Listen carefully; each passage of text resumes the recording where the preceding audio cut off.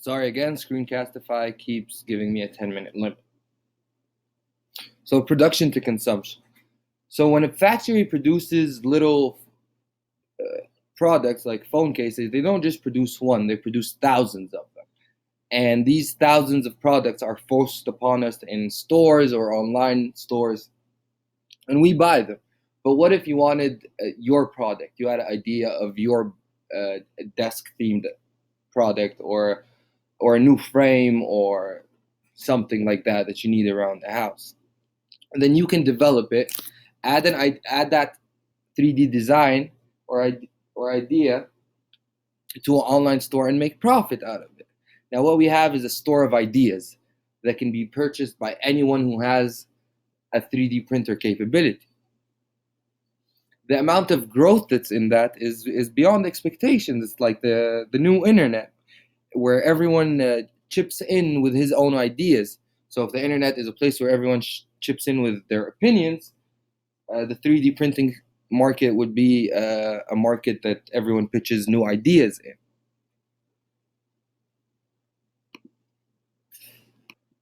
This is really beneficial in terms of production, making, and factories. Factories today are really the main concern for climate change, and this is where I really care about 3D printing in terms of waste and the chemicals they use. 3D printing offers no uh, causes no climate change effects whatsoever, and it's very simple and easy. But since it's in its early stages, we are still experiencing a lot of our problems from, as mentioned earlier, speed and materials in terms of using. Because what if you want to build a product that has different materials?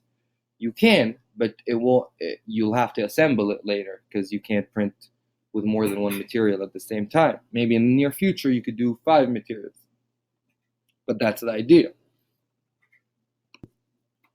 Now I know that this has been a long presentation, but it's mainly due to my lack of presentation uh, capabilities, because I haven't done a lot of them, and it has been longer than asked.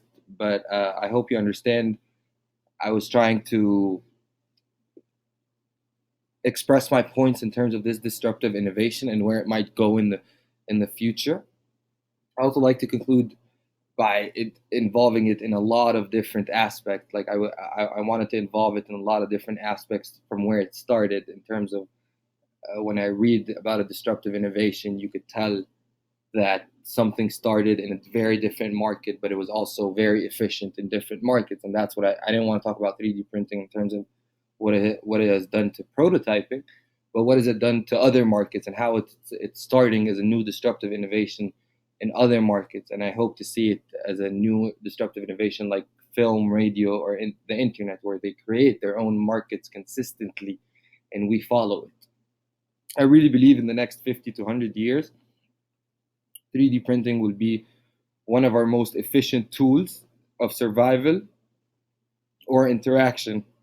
And I hope you really enjoyed this presentation and the ideas behind it. Thank you.